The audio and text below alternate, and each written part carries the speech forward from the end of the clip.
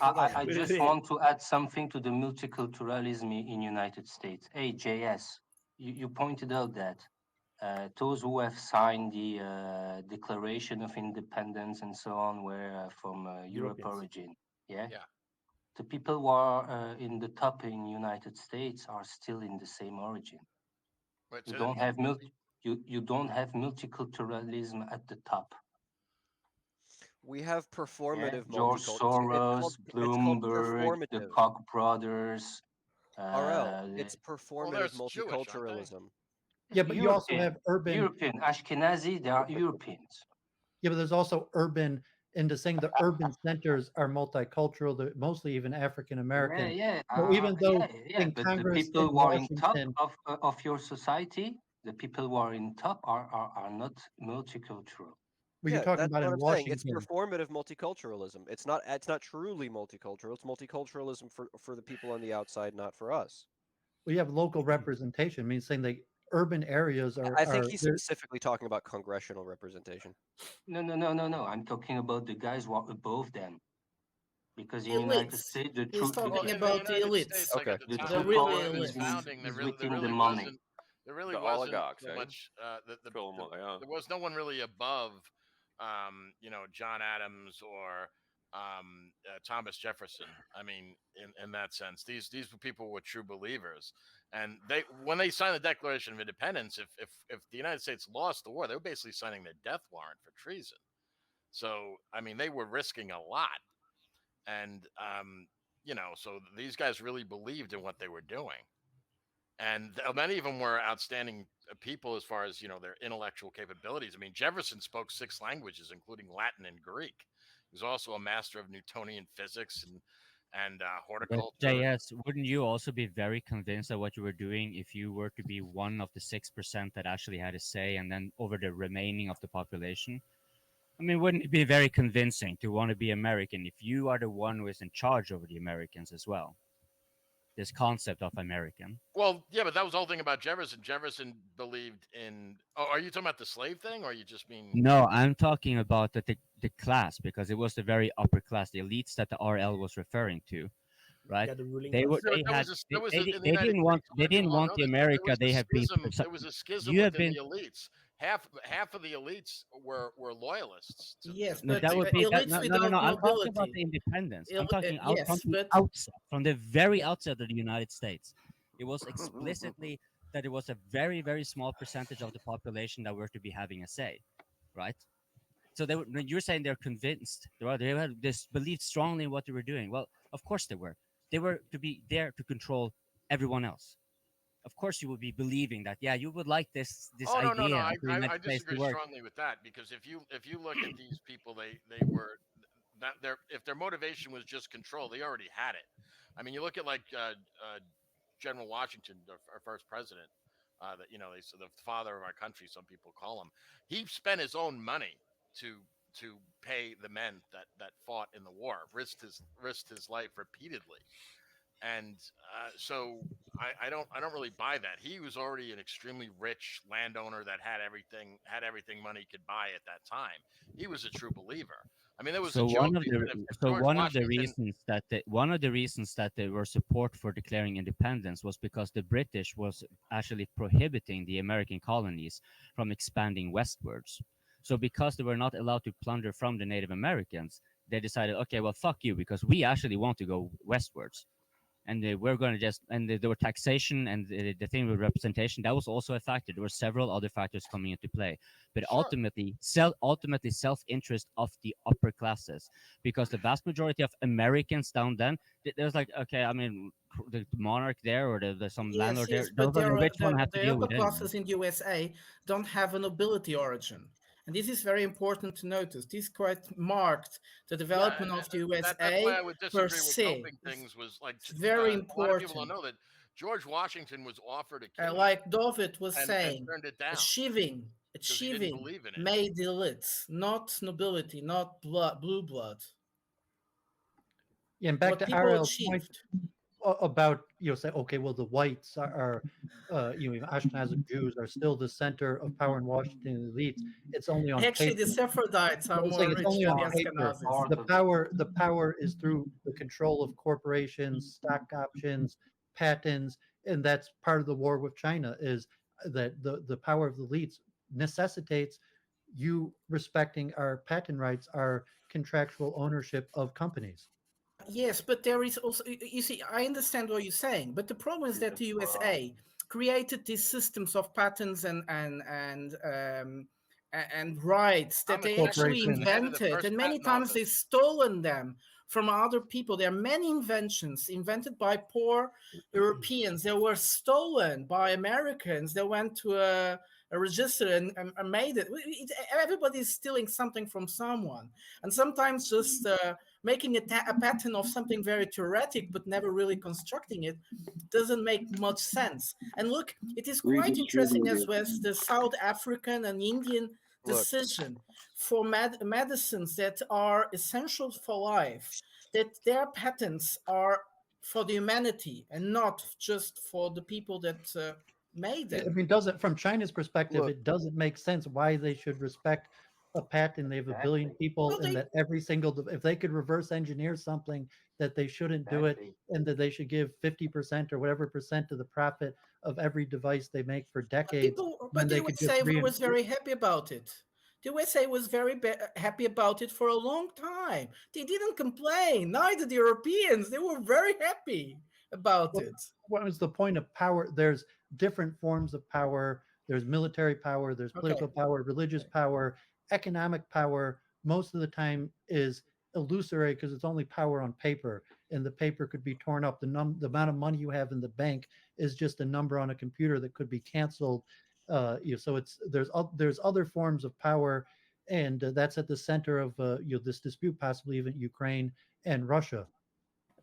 Well, Russia has an amazing influential power in many countries that people sometimes don't realize. They look at Russia and they see a very big country, with a very small economy, with actually everything is too small to even be important. Russia has a lots of power that you can't realize why, but they have it. And we just noticed the whole West, with all its power, all its economical power, are trying to make all Africans, South Americans, East Asians to say, I hate Russia, and they don't. Just now, I want to change the topic. So just nice talk about Russia. So right, today, right, I watched a YouTube channel called Britannica Politica. I'm not sure if you guys have come upon it. So the channel is not very old. So this guy called Callum, he's some kind of like journalist kind of person. So he went to Afghanistan, under Taliban rule, just to be a tourist, and then he do a 1 hour long video. So he went to Russia. He just posted this video 2 weeks ago. Later I dropped the link. You guys should go and check it out. So he went to Russia, he went to Moscow, and then he go to Donetsk. So he shared, like, in his perspective, in a very neutral perspective, what is it like, really like in Russia. So he went to the supermarket. The vodka was $2. Big bottle vodka, $2. My freaking hell, is like, what? so he I think I deal with imports. Vodkas just cost less, so it costs 50 cents. So that explains why we always have this meme of Russian drunk soldiers. It's freaking $2. Oh my freaking god! It's cheaper than water. Russian mineral water costs more than that. Australia is like $50 a bottle for like 750 ml. And then there's another interesting thing that he shared. So when he was in Donetsk, then he went to visit the local supermarkets. Then he showed all the shelves are full. There are a lot of food, all the cooked food and everything is all there. It's just fully filled. It's very amazing because our understanding of Ukrainian side was like there's nothing. But it's just across the front line in Donetsk, you have everything. And he commented that every single store that he went in is fully stocked. And I thought that is very interesting. So later I can drop the link. You can take a look. It's very interesting. He went to look for the McDonald's, the new Starbucks, all in Russia. You can check it. You can check it out. And then he even went to look for the McDonald's in Donetsk, which also renamed. It's called don't know McDonald or Donald. Don't know what Donald. he have a Donald Duck logo, you know, and then he eat it, and it's just exactly like McDonald's. So it's very cool. So yeah, I thought that is interesting because we talked about, you know, how Russia have a very small GDP and everything, but everything's so cheap. It's $2 vodka. Come on, I need to spend like, you know, Well, it 30 depends over where dollars. you are. Living standards in Russia are cheap, yes, but for instance, in Moscow or St. Petersburg, it's very expensive. Housing is very expensive, extremely expensive. Yeah, And Moscow has some of the most expensive land properties and home values in the world, behind like Paris and London and New York. It's crazy. And I think it's very cool London. because like he's Melbourne, I think he's Sydney. from UK. So I think he's from UK. So it's like, so he, no, UK gas is super expensive now. So he's like, he went to there, he's like, he just turned on the gas on the stove, and it's like, yeah, it's really that cheap. You know, because no, people think that it's propaganda, you know, like they even have a YouTube live stream just to show the fire of oven being burnt 24/7. So he shared that the gas is $4.50 unlimited supply per month for gas. So it's like, Are you trying to convince me to move over there or something, also Wyatt? one of Come the on, what are you reasons. doing? No, that is also one of the reasons why people in the south, Kherson and Melitopol, were wow, surprised. The sprit prices went down extremely. They were like, they didn't remember oil, gas and oil to be so cheap. And yeah. oh, I didn't hear that. So is the newly conquered people commented that? Ah. So because I thought that's very interesting, I'll drop you the link now. You guys They can actually continue to say chit-chat. that living standards got up because gas and oil is much cheaper. Kommunalka, what they called it, it's like what they pay for all the commodities at home, like water, electricity, heating. It's also much cheaper. And they say we actually have much more money. That's the first time in history you see someone conquering lands and immediately afterwards You have making their hearts. infrastructures and chain supply, making so that the people will be more happy being under the new conqueror than the former leader. Yeah, Rome did it a Because lot. food, heating, putting oil in your cars is important for average people. And the And they're Russians taking have over. thought They're about taking over. They're taking over the pensions and stuff too for the pensioners and all that. So they're making sure those people have as smooth a transition as possible to the new boss. Yes, you probably saw that video from a guy from Melitopol. I've been that I sent you in the Telegram chat, and this guy, I have been watching he was never pro-Russian at all. He was very neutral, but with time he got a bit like something is not wrong here, especially with the Ukrainian side, their propaganda and so on. And the last video he made, he was actually saying, how is it to live after so many months, almost 10 months? Yep. How is it to live under the Russian occupation? And he said, I feel better now. I can say whatever I want. I feel free. I don't have to and economically, it's also better. It's quite interesting. Which part is it? Is this person? Where is this person? Melitopol.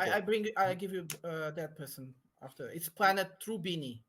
Planet Trubini. I give you the link. Yes, I thought, because I remember months ago I read that the things are still really messy in the occupied territories, and then they, like, the economic things is still not very fixed up. The farmers are still struggling to export. They are selling things cheaper than they usually sell previously. It's usually places like Mariupol that have it really like significant impact like that. I wouldn't say most of the occupied areas. I guess officially Russian areas now. They even opened fabrics that have been closed for a long time. They even opened them. But of course, there is a big difference between cities. Yes, but there is a big difference between cities like Mariupol, Severodonetsk. They were extremely destroyed, and then cities there were the Russians just got inside, and they are pretty much okay. And they're I was watching something on Sky News that was talking about that from the Ukrainian perspective, and they were talking about how that's destroying Ukrainian culture, and that's kind of like how they're seeing it. Interestingly enough, just a point to make there. No, guys, CNN says we have to try to convince Putin that he's losing. Guys, CNN knows the truth. What? Oh, definitely. I'm not suggesting that's the case. I'm just No, saying, I'm just teasing. I'm just teasing you, man. Yeah. What? Like, I don't really understand what is Ukrainian culture actually. What is Ukrainian culture? I'm not too sure. Like, depends where you are. There is no That's Ukrainian culture. It's How kind is of it like different from African American culture, where African American culture is centered around being former slaves or the position of oppression.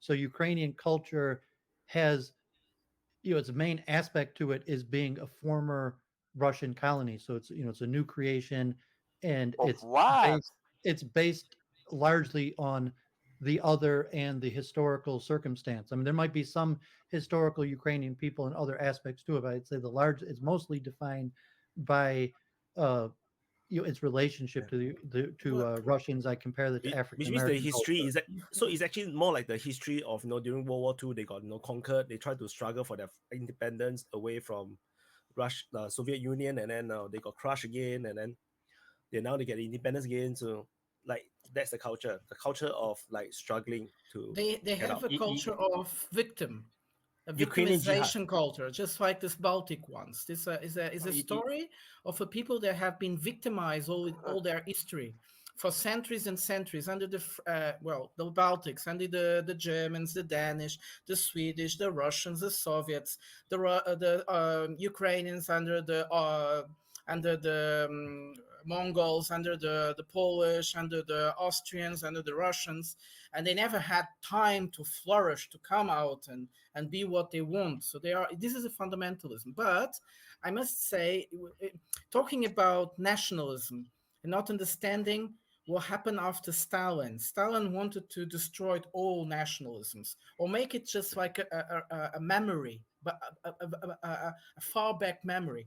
What happened is that after Stalin's death, there was this feeling we had to get rid about everything that Stalin did. And the new government that come up, so he has the function of de-Stalinization of the Soviet Union.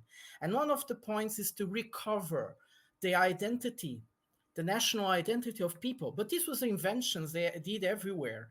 And people got like, you see, one of the things as well they used to entertain people in the Soviet Union, especially in the last years, is the scandal, the national identity. And these like people like being against each other's, which one has the strongest identity, the biggest story, the biggest moments, which one is the most tasty food, the one that sings the better, the most pretty language.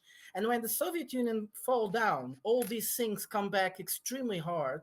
And most of these countries were actually plural-ethnic. And what we saw were like fights between everybody, like the Romanians against the Russians and Ukrainians in Moldova, the Georgians against Abkhazian Ossetians. In Central Asia, there were several civil wars.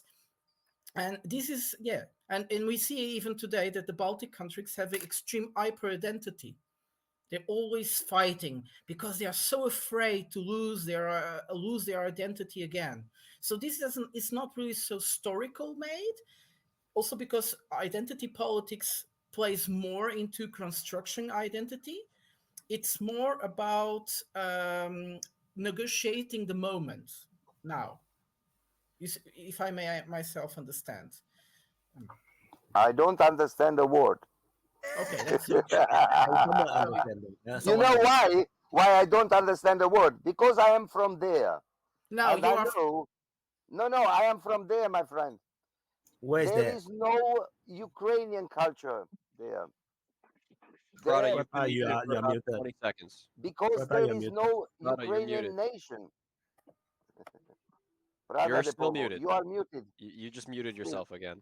Ah, yeah, sorry. So, Ukrainian nation, let me say something, please. Yes, say. So, Ukraine was never Slavian. The only Slavic part of the Ukraine was the Kiev part. Around Kiev was everything Romanian, Hungarian, and Polish. Can be true. We also know. Sorry, Prata. I am Go to not Iran, catch a flight. supposing.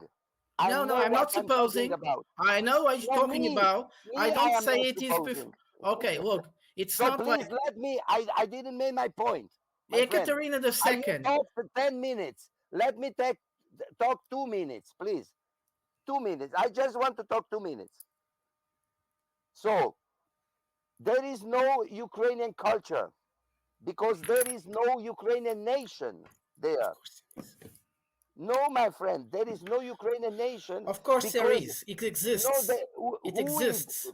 So please, can I talk? Yes, you can, but it exists. Then please let me talk. I didn't interrupt you. So all around Ukraine, all around Romania and Moldova was Romanian. All around, very deep in the Transnistrian region. You know what it means, Transnistrian region? Yes, I know. So the part of Ukraine around Kiev was named Podolia. You heard about that? Podolia is an historical name of the region which is we don't have information around for that. Please, my friend, let me Since when?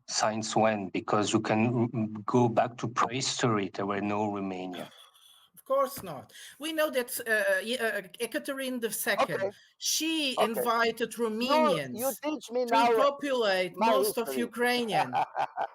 Draco, did you listen to what I say? Nowadays population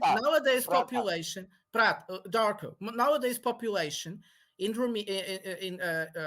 southern Ukraine is mostly genetically like Romanians. Why?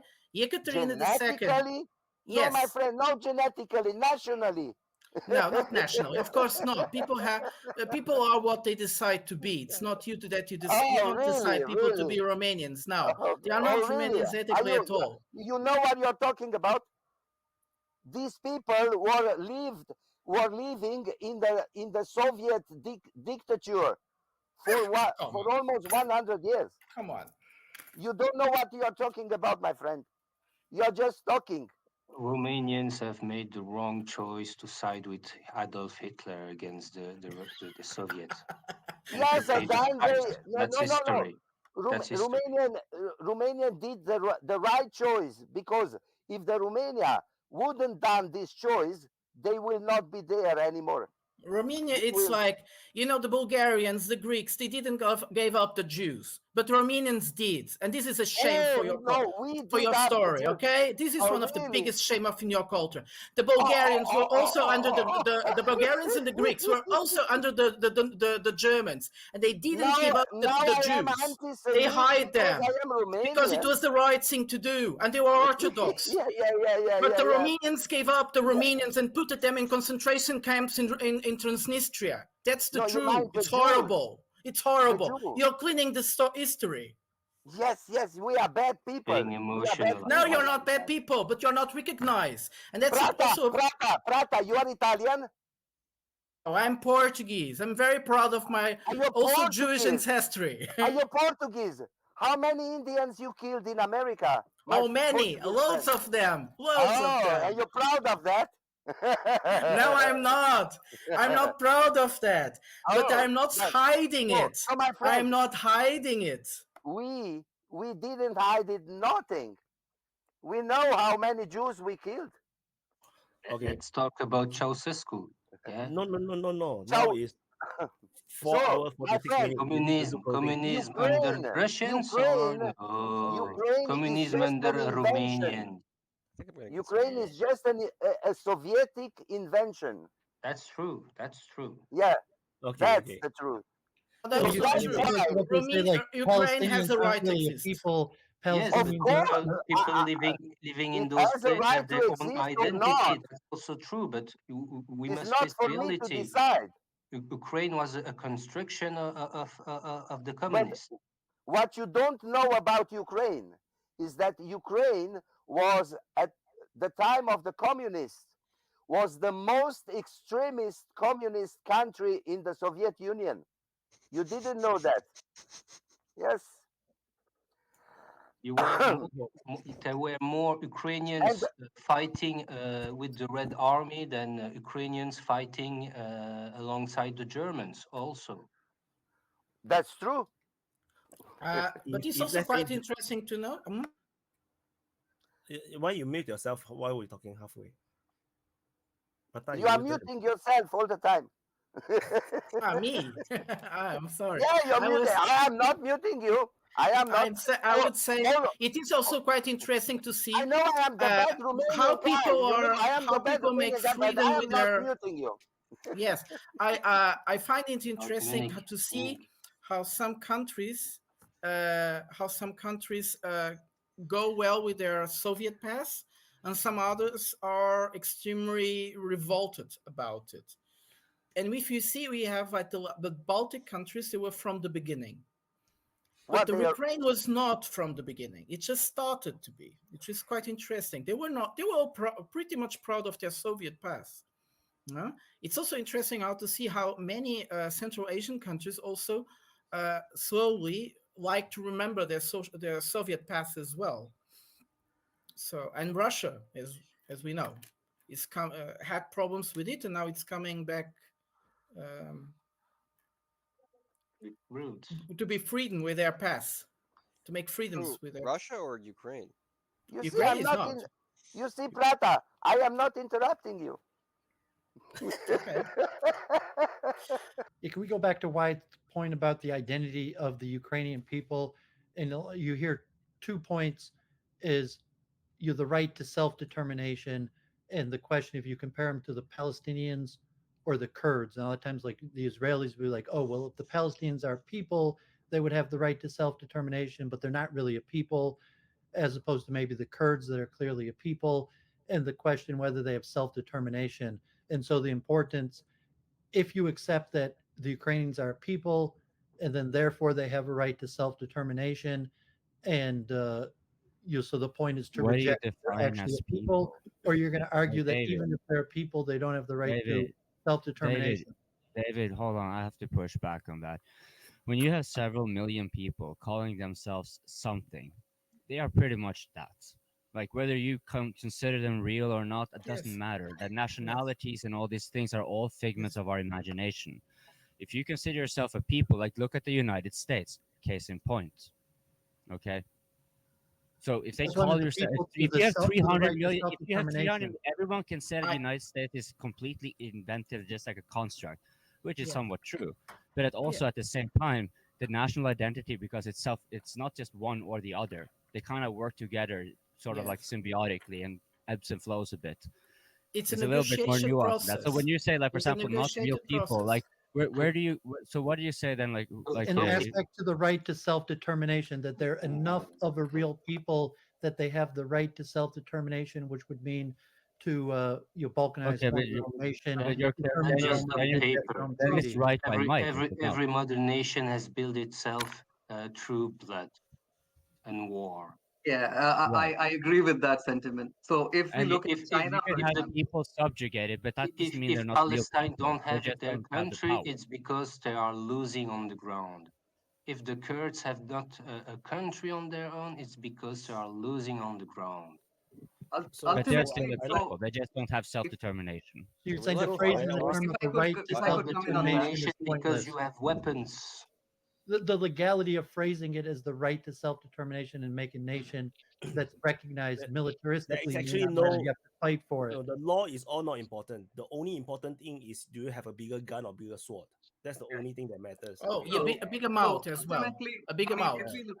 Well, it's also if someone wants you to exist, right? This goes on. Actually, just look at the African countries, and they're all lined up artificially, crossing borders. You know, they're not let up like for example, India will be a different example because it was already preordained with some sort of Indian identity.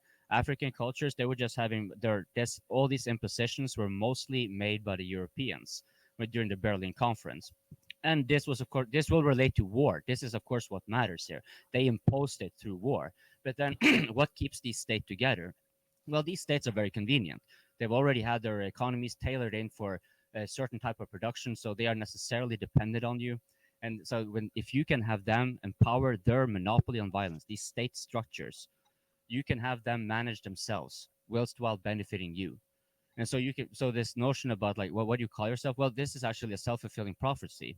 When you look at most of these countries which were artificially created, they would still have their tribal allegiances to some extent, and this doesn't have to be violent or contentious or anything like that. It can be, of course. But the more overarching factor is that over time, these people will still identify themselves as this nationality or that nationality, even though it was completely made up by the master. And so you see, it's a self-reinforcing thing also for any other country. It's like an institution. I mean, you need David, to take why it do you case want by to case. why do you want to question the existence of Palestinians? Well, I'm saying neutral, and I'm just saying the terminology that is used in the conflict is a people who have a right to self-determination. So from an Israeli legalistic perspective, you say that they might accept, well, they would have a right to self-determination, but they're not legitimately illegal people that has a right to self-determination in a legalistic way, that they could form their own country, make their own army. And there was also something very interesting about this week, which was the Habermas. Habermas is a very well-known philosopher, sociologist in Germany, but actually for all Europe. And he wrote something very interesting. What is his name? Jürgen Habermas. Who said he's interesting? Because I don't know him. Well, he's very important for our modern Europe. Who said he's very important? Who said that? Okay. Let the guy I know. I know. Yes, but he wrote something extremely important that is going to change. He wrote something very important that he's going to change I don't think he writes something important. I think he's a stupid idiot. That's my opinion about him. Okay, so Dracu, your opinion. So you know Listen. No. No. Dracu, your opinion is noted, and then duly ignored. Thank you. I want to learn about him. Please, Prata, go ahead. Please, no problem. Habermas is a very influential philosopher in Europe, especially in the political dominant classes, and he wrote something very interesting that we should pay attention. He wrote, because he's going to make a point. He wrote that as the Western countries are sending more and more weapons into Ukraine, we are responsible for it. And we are on the verge of creating a world war also because of it. The world is taking note that we are sending all these mass weapons, and this means that we also becoming responsible for people that die there and what happens there. And I think it's important because it was written on many people wrote about his small essay, and it's going to make a point. Yeah, I find it very interesting for something that happened this week. And the other thing that I think it was very important that just happened, it was the Munich Security Conference. I don't know if any of you had the opportunity to watch some of it. It's a pity. It was really important. It was really interesting. These people are blind.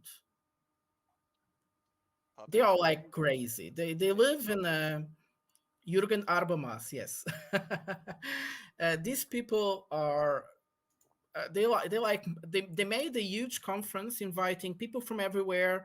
The vice president of the USA was there, the Macron, Scholz, everybody was there.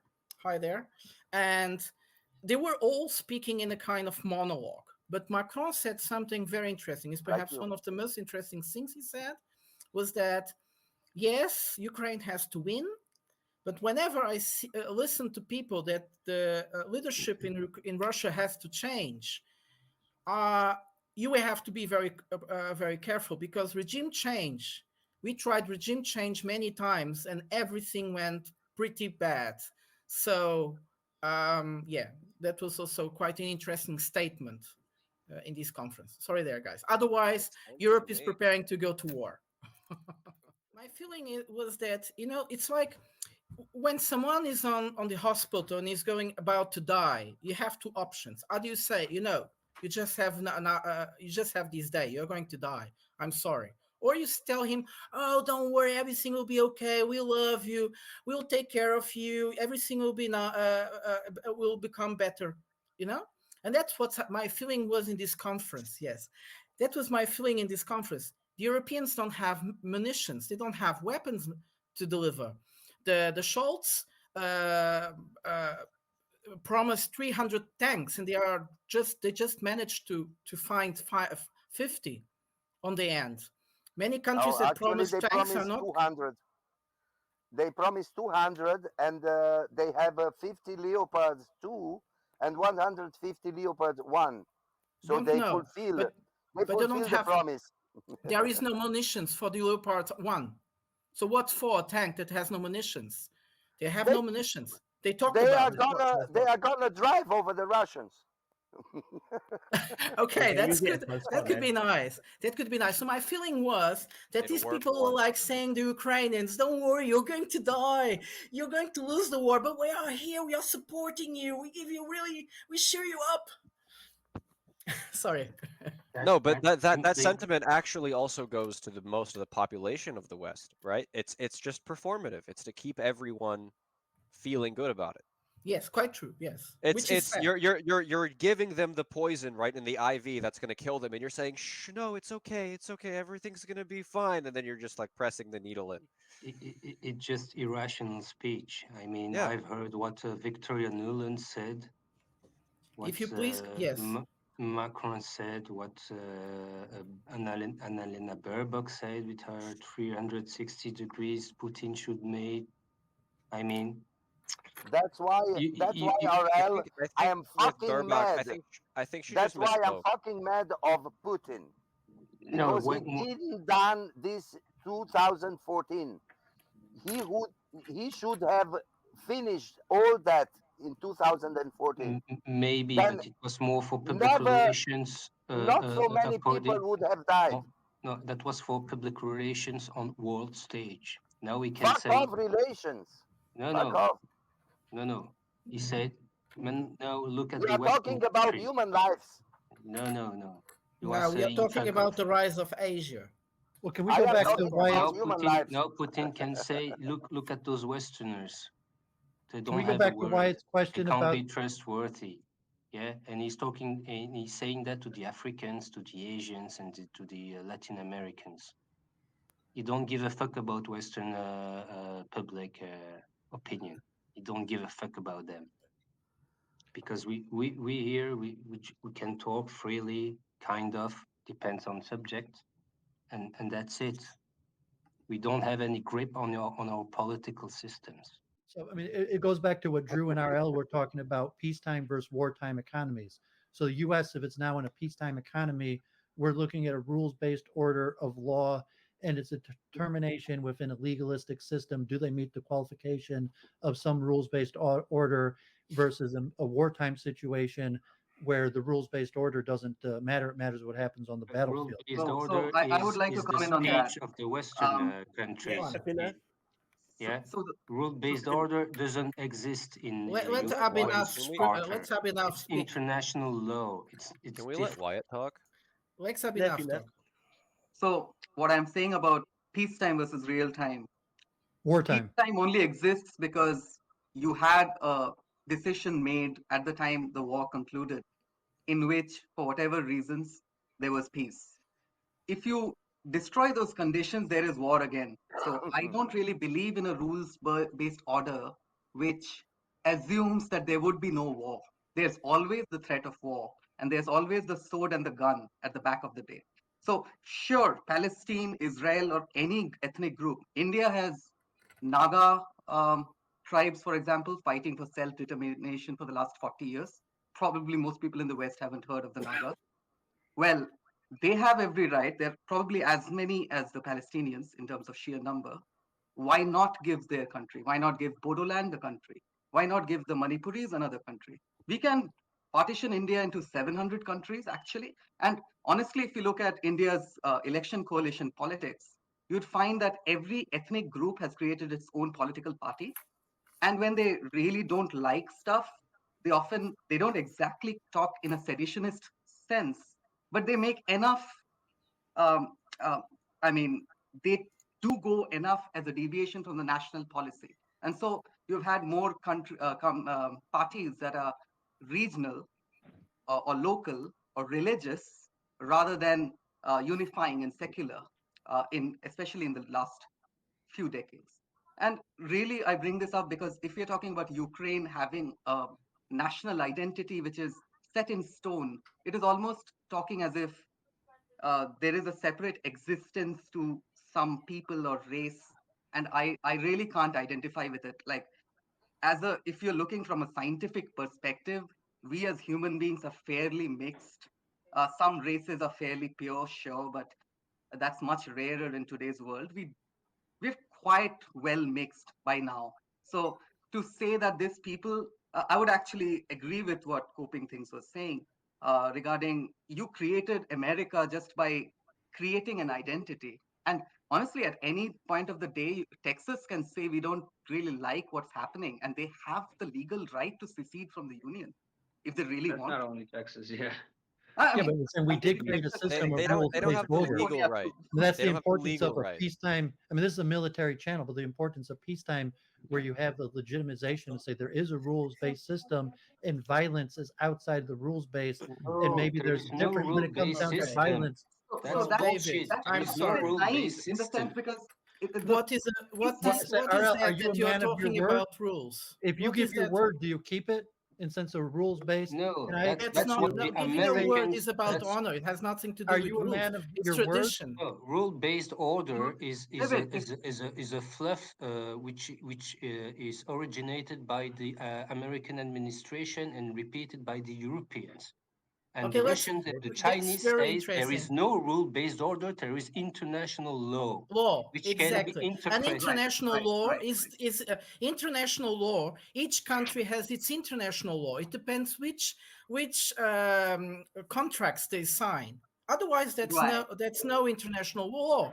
So the world-based order that some people in the Western countries are talking about, and they can't mix everything, is that they make the rules, they make the stipulations, they make the standards, and everybody has to follow them.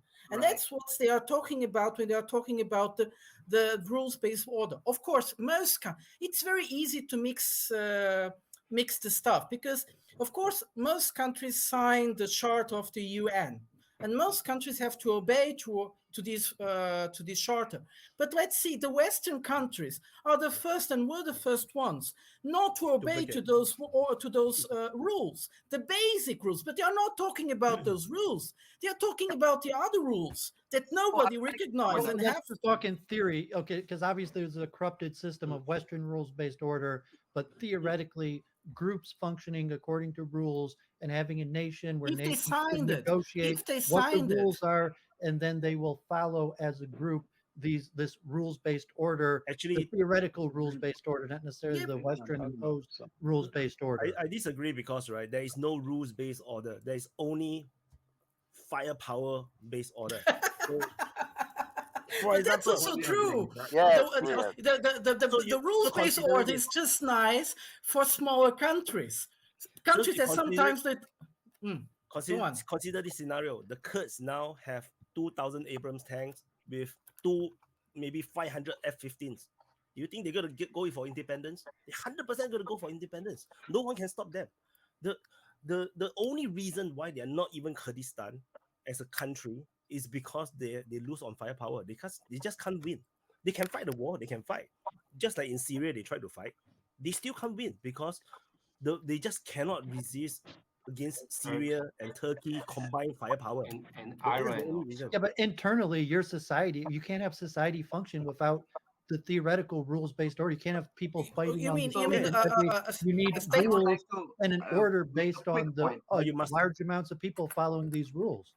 But you must yes, but that's another concept. That's another concept. That's the law in each country. Most countries have laws. You have there is very few countries in this world where rules don't apply. In each country, there are rules. Prata, please. Doooovid, Vaun want to say something. I was just going to say, I mean, you know, what makes people follow the rules? I mean, it's like what makes you put a shopping cart back in the cart corral versus just leaving it by your car. I mean, being an honorable person, we agree to a certain a framework, and we all are supposed to follow it. And of course, some people do, but then there's people that are like, well, you know, I could kind of act like I am and still fuck off and do what I want. And then there's other people who are like, fuck the system, I'm going to do what I want. I mean, it's just right now the plurality of people agree to the framework, and we're all, you know. Plus, we don't want to go to prison. You know, we don't want to have don't want to lose our jobs or get canceled. I mean, there's any number of reasons why we follow the rules right now. Because if you look at negotiate rules, if I could make a quick you have point on different that. nations with different rules, but you could negotiate within the recognition that different countries have different laws, and that's why I came up with there are people that could have their own set of rules and self-determination that could the negotiate sanctions with other look at people. the sanctions. David, do you understand what is Look at the international law? sanctions. The sanctions. Let's get into bringing up the rules topic. and negotiation. But if like you're rather talking talk about theoretical, you know, if you're talking I want to actual make a quick point. organizations and bodies are theoretical. So I want to make a quick point. If we talk about negotiations, look at the World Trade Organization and look at the IMF as to how they imposed rules. Firstly, when Russia became Russia after the USSR, and what happened after Operation Desert Storm, what's happening to Sri Lanka, what's happened to Venezuela and Argentina, you can see that the rules have always favored the exact companies which are allied with those economies. Why? Because who won the Second World War? A certain bloc of countries, of which the US was the most powerful. They set the rules. Now, if Russia or China set the rules after a major military confrontation, they're going to set the rules differently. Asia is quite different from West, which the West doesn't really understand. The way diplomacy is done, negotiations are done is different. So this idea of the rules-based order is fine. Even 2,000 years ago, if somebody showed up on a shore, you don't know, you've for the first time seen somebody white-skinned in Japan, you would not shoot the person immediately. You would not shoot a messenger immediately if sent from another empire, even if you're at war. There are certain rules which are basic humanistic rules.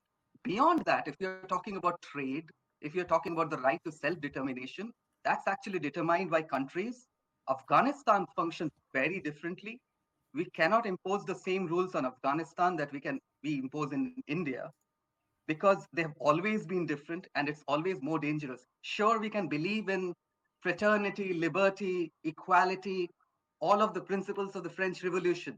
Try to impose it on every corner of the world, and they're going to fight till the last man.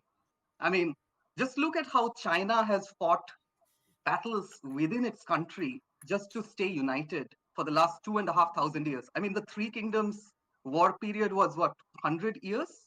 200 years? 20 million. We discussed this in the past and saying, well, it's zero sum in that sense. Well, one rules base has to win. It's zero sum, and you're either going to fight it now or later. Exactly. That's why there's only one rule, the firepower rule. The only rule is you must be able to conquer. Say kill or be killed. Why are you factually saying the rule is kill or be killed? Yes, that's the only rule, kill or be killed? That's the only the one with the biggest gun is you have some balance. For Everybody's instance, scared not to kill. So David, for instance, there is the patents. The patents. Yes. Let's talk about the patents. The patents, it's like this.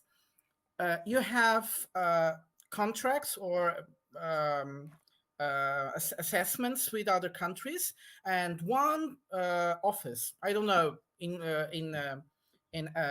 New York, might produce your patent for the USA, for the Europe, but probably not for China, because China didn't sign any contract on that way. So it's not illegal for China to actually copy it. It might be illegal for China to sell that product in Europe, yes, because in Europe those definitions are already reserved for that person somewhere in New York. So this is how works international law. For instance, if I go to a Portuguese patent register, he will immediately just register it for Portuguese-speaking language countries, because there is kind of a union for patents within the Portuguese-speaking countries. It's not automatically for the whole Europe, which is quite interesting. And we are in the European Union. I have to pay an extra to be registered in the European Central Registers for Patents. It's something different. So the other thing about the firepower is just look at Israel is a very good example. If you just ask the countries all around Israel, let's say we make a vote, no one will vote for Israel to exist. The only reason Israel exists is firepower. Militarily, they just cannot be defeated. That's the only reason. So Israel exists as a country; they have a right to exist. If the Palestinian situation is they can't win, and even with all the Arab countries come and help, they didn't win. So they don't have a state. Their state is in a limbo state. So that's the only reality. What rule based? There's no rules. The only rule is you win the war. The Ukraine war is a good example. They could have the Minsk agreement. They talk about it twice. No one follows. War. Yes. Israel is not even recognized as a country by many countries in the world. That means that their law is null, doesn't exist. If you have an Israeli passport, you are actually in many countries in this world a stateless person. International law. Welcome to international law. I mean, in Israel, God forbid, after World War II and the Holocaust, Israel took on the killer be killed attitude, and you say to some extent that's why they still exist. But they're still fighting 70 years later. They've never had a moment of peace. They have to. And they have to. If they want to exist tomorrow, they have to continue fighting. That's their choice. They can stop fighting. Well, see, that's the problem because after the 6-Day War, they can stop killing. They let Irwin talk. Let Irwin talk. The thing is, after Israel, hi guys, I'm new here, sorry, but that's the thing. After the 6-Day War, you know how they won most of the territory and pushed all the way to Egypt's capital. But in order for the war to stop, the UN came in with the United States and they came to an agreement that the borders return. That's the reason why they didn't continue to fight and hold that territory. It's international pressure. That's false. Because they didn't want to continue to fight, so they accepted a rules-based order. The Egyptians were fighting back. Or eventually we enter some sort of rules-based order. The Egyptians fought back to take That's the Sinai why they back. stopped the war, because the Egyptians were fighting back. So they lost a tremendous amount of guys because they were under weaponed against the Israelis. But they fought. And they throw their people because they are huge demographic country. Look at Russia and Ukraine. So Egypt lost the 6-Day War. So after that, they licked their wounds. They rebuilt their military again. They tried again in Yom Kippur War. They lost again. But then Egypt made a point to Israel. It's like, we are going to try again if you are not going to return us the Sinai Peninsula. So Israel made a deal with Egypt and say, okay, we're going to give you back all your land. We don't want any of it. It's desert. It's desert. But also quite interesting is what happened this week with the Israeli. At war now. Which is why Egypt is pretty friendly with Israel. Well, they signed the treaty and now have rules-based order. No, That rule-based order. Stop it. It's bullshit. What's the point? They signed a treaty and they each agreed that they were going to obey certain sets of rules. International law. Negotiated treaty. And they look, they agreed to that. You guys rules are an instrument. Rules are just an instrument. So when you say rules-based order, it's based on what? Well, what the others are kind of aligning here is that you need to have firepower and you also need to have some sort of cohesion. You need to have an organization that enables it. But all this, that's the rules. That's just an instrument. It's just an abstraction to kind of make so we can navigate, right? To make the social cohesion. Well, it's a pause from killer be killed. Through human history, you will see it be defined time and time again by brute force. And then you will exist. You may exist if you surrender as a vassal, or you may resist until you're killed. Every single last one of you. You stop resisting, and you can be subsumed into our control. Then you can abide by our rules. That's rules-based order. So I want to add, and so that we can also close. If you look at the law, our normal local laws, every country have laws and rules and laws, right? If you don't follow the law, what happens? The police will arrest you. If you kill someone, the police will kill you. Simple as that. Same thing, kill or be killed, or you just follow and surrender. You just surrender and follow. It's always the firepower that enforce the rules. The rules itself, nobody give a damn unless it was enforced. So without enforcement, no rules, no laws means anything. The whole point of the Western rule-based order can be held is because they are anyone that is forced upon these rules is under threat of invasion or economic sanctions.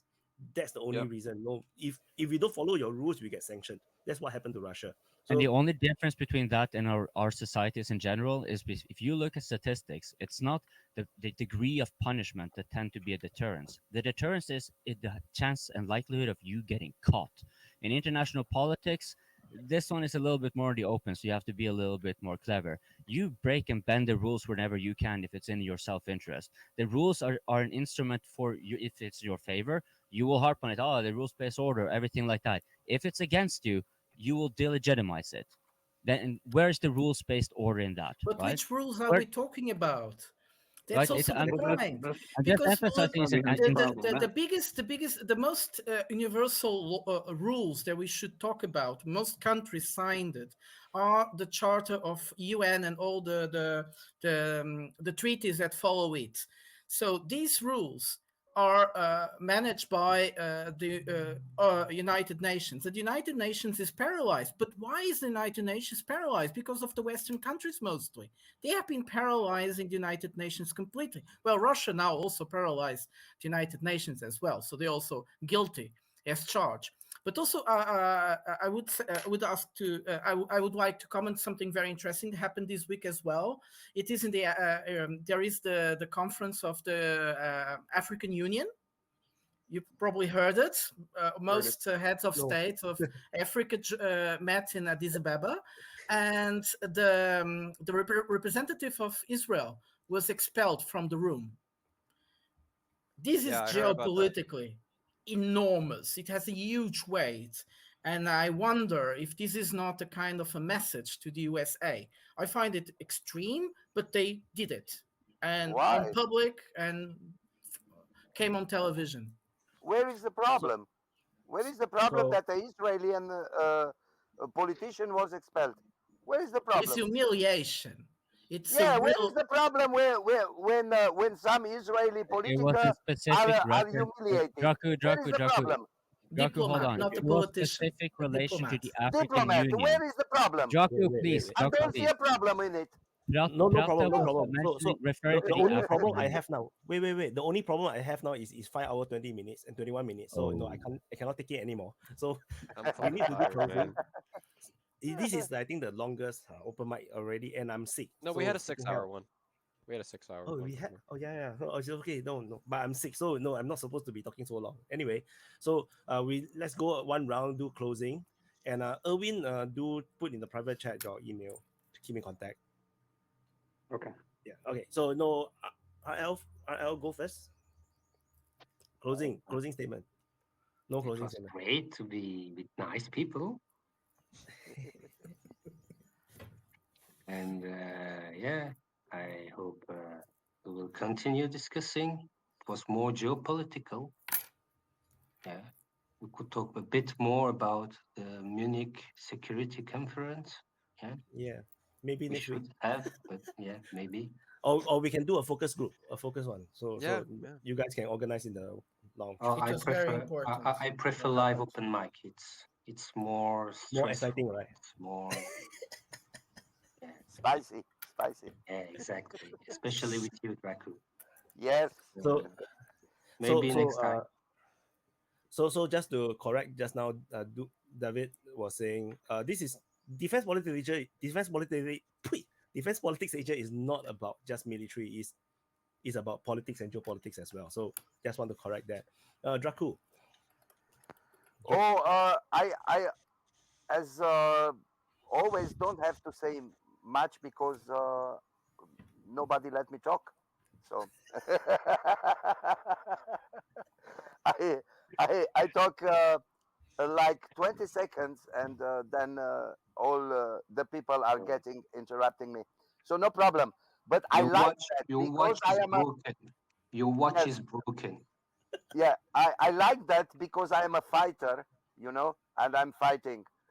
So I love the round. I like the contradictions, and I think it's constructive to talk with different opinions. I think that's the most important. Okay, Alan. No, I mean, I just want to touch on the point that I felt like this open mic it was a little bit chaotic, but I think it was very, very good, very constructive. I personally learned a lot from it. Again, to reinstate, America is in fact the greatest country on earth, and we have everything wrong with us at the same time. I would hope we could next week we could cover a little bit more directly on Ukraine. Maybe I can write up some questions. That would be pretty fun. Maybe something will happen. There's a lot we could talk about, but other than that, I hope you guys came on and had a good time. I hope the viewers had a good time. I like it's just a good stuff talking all around. Dracu, you are a menace. RL, you are a menace. Vaun, you made me laugh my ass off just in the background. You know what I'm talking about. And everyone who's watching, like and comment, or Vaun will do what he did in the background. You'll have to go back to the stream and rewatch it. To you. Thank you. And United States will be the greatest country if you have camembert. If I have what? Is that that cheese? With Holy industrialized milk. Camembert is a raw cheese. milk. Yeah. Yes, made of raw milk. Non-sterilized milk. Coping things. Right, closing. So yeah, this was a cool one. I agree. I totally agree. It was very amusing to watch you guys shouting between each other, and then once in a while I could shout along with you. I came to realize one thing. Aki, who has been on the open mic before, he made a comment. It was actually, I think, in the America panel. No, I don't recall, but it was in one of the panel, and he came up with this good idea because the DPA open mic may actually need a slogan. And maybe that slogan for a time being should be Vaun, you're muted.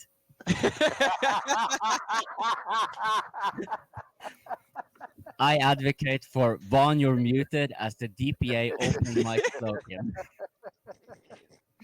So, but seriously, it's always entertaining, always very stimulating, and you know, sometimes we kind of get shouty, but I noticed we are starting to get a little bit better at self-regulating, like some of us. We need to remind everybody you can join these. These aren't closed to everybody. Oh, you are absolutely correct. Thank you, Alan, for reminding me. Yes. You know, there are so many people shouting on here, but I also see a lot of you shouting down there on the chat level there. I see a lot of these, you see smiley emojis and all this kind of stuff. Hey, if you're so lively, why don't you come on and make it lively here? We'll just simply step aside. Wyatt will inform us in a private chat, and if we pick it up, many of us are willing to just like, oh no, let this whatever come in. So yeah, do not hesitate. Do not feel like you could be a weirdo. It doesn't matter, man. Just we're all weirdos.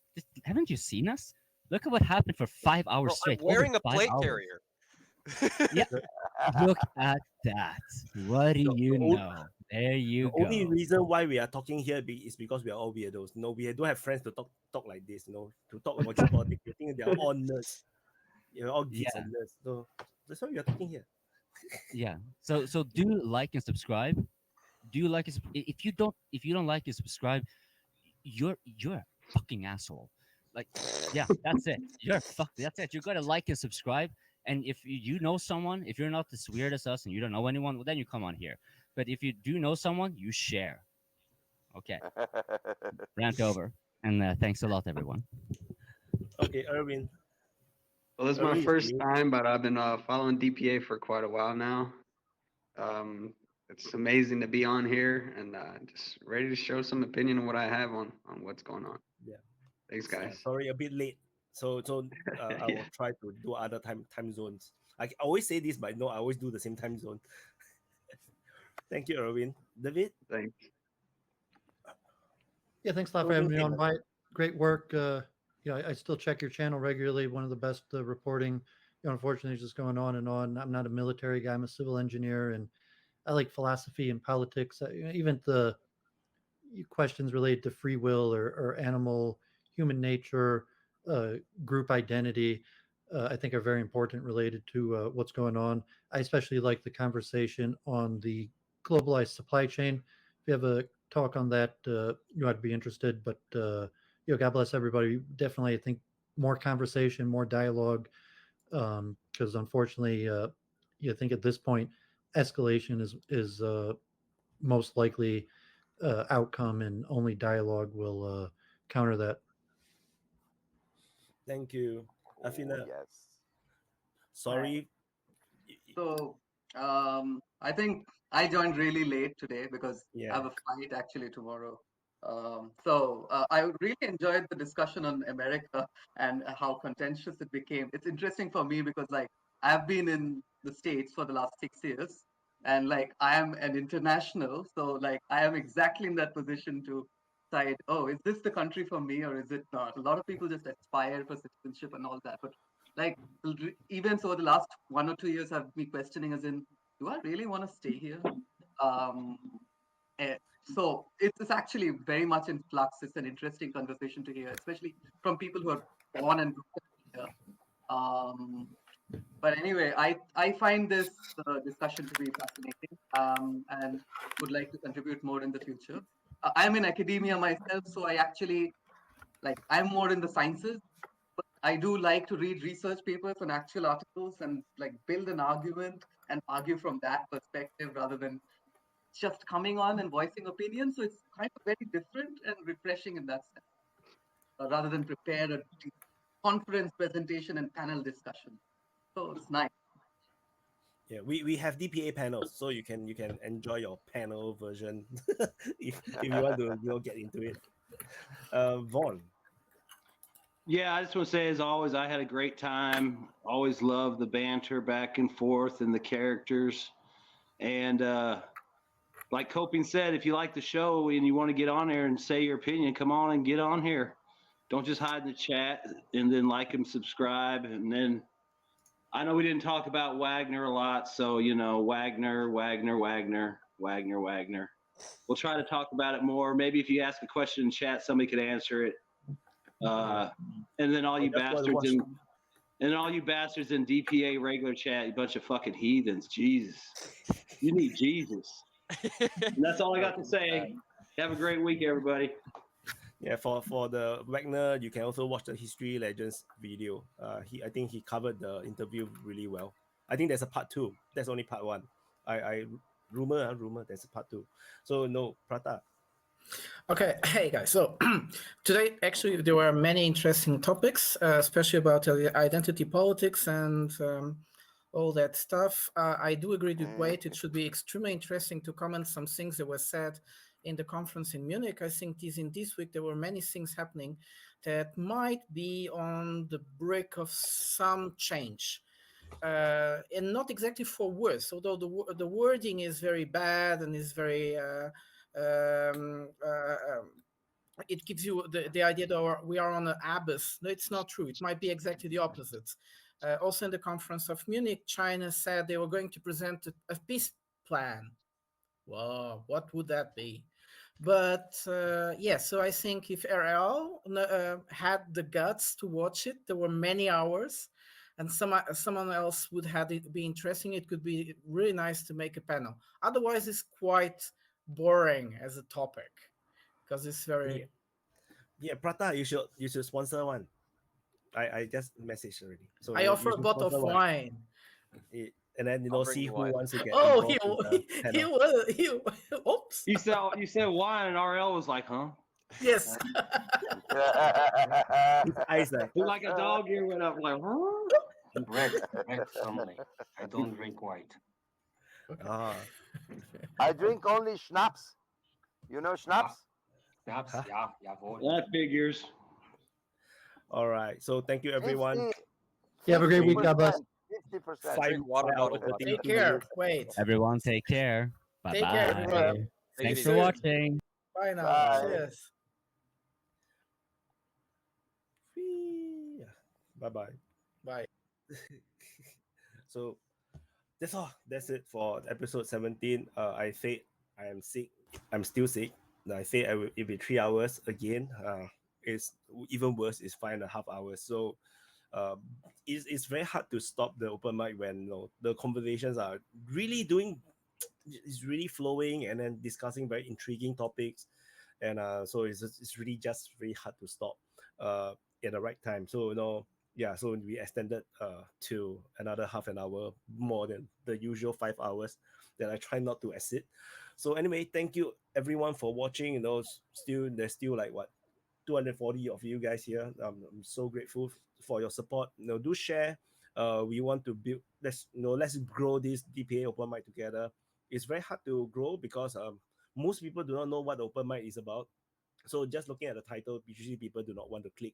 But I think you guys all have enjoyed it very much. So we need to spread the words to grow this thing so that even beyond the Ukraine war, because the channel is pretty much very Ukraine war centric. So if the Ukraine war ends suddenly, the DPA will start to struggle. So it's important for us to start to grow the other content type so that especially I think open mic is one of the best things that we can do to get ideas and opinions all over. So which is why it's important. If you enjoy it, we need to help to share, to promote it, talk to your friends, talk to people on social media, say that this is the cool thing, you should come and check it out, this sort of things. And if you are on the main channel watching, do subscribe to the DPA IRL channel, which is the home of the open mic. The open mic will not always be on the main channel. I'm simply putting it just to promote it. By right, it should be live only on DPA IRL channel. So do help to subscribe, do comment, to talk over there over the DPA IRL channel. Usually more people is on the main channel because you simply have a bigger channel, which is why it's a collective effort to try to grow this brand and grow this content. If not, if we continue at a very low number, it's very hard to sustain. So which is why the more people we have, that means the more revenue these sessions will be, especially the advertising, the post live video where people come back to watch and then they watch the ads, and then the revenue gains, that is the passive type is the one I prefer the most, so that it can help to sustain this entire idea. And for those that do not know, I do share with the open mic. So the open mic speakers actually have a exclusive lounge, a chat group only for speakers. It's actually on Telegram. So this one is only for speakers. So normal people don't really get to go in unless you are on the open mic. And in there, I do share with them. One day, the dream is for the open mic to actually be live, to do a live, like in person, like maybe once a year, or maybe I do a live where people can actually buy tickets or whatever to go and watch live, and I will fly the most popular speakers or relevant speakers to the live sessions, and then people can watch and then not watch us banter and discuss in real life. I think that would be damn cool. But no, not now, because the channel is way too small. We're not going to have enough audience to fill up any theaters or conference hall. So which is why this is an evolution. The more slowly we will grow this thing, and hopefully you guys will be part of the journey to help become a speaker as well. Do join, and becoming a speaker helps have a added benefit other than the exclusive group. You also get to sponsor panels. You can actually create your own panel, invite the speakers that you like, and then have a separate recorded discussion that we can post on the main channel, and we can go very deep, very geeky about specific topics. I believe you guys on the main channel might have watched it already. So those are the panels. The DPA panels is another thing. Is likely to be exclusively only for open mic speakers only. So which is why it's important. Show face. Credibility is very important. So anyway, just want to share all these things. And yeah, I'm not sure if I'm going to have enough energy to do the sit rep later. So maybe I don't have time to do. I don't have an energy to do the sit rep. Don't have the time. But let's see how it goes. Anyway, thank you for watching, and thank you for the super chats. Let me check. What are the super chats?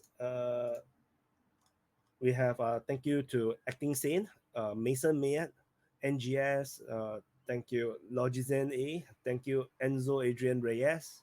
Thank you, Stranger J, Lying Dog Face Pony Soldier. Yeah, thank you so much for the super chat. I think you guys helps to keep this to make my time worth it in a way. So that I can help to pay for all the other shit like this StreamYard, this thing, right? Actually, I have to pay for it. Like, yeah, because the free version is actually not. I don't think there's a free version. Is there a free version? I can't remember. Anyway, I paid for it. So no, this StreamYard that we host this open mics and the panels. Actually, I paid a subscription for it, so it helps. So thank you for watching. Thank you guys for watching, and I'll see you in the next update.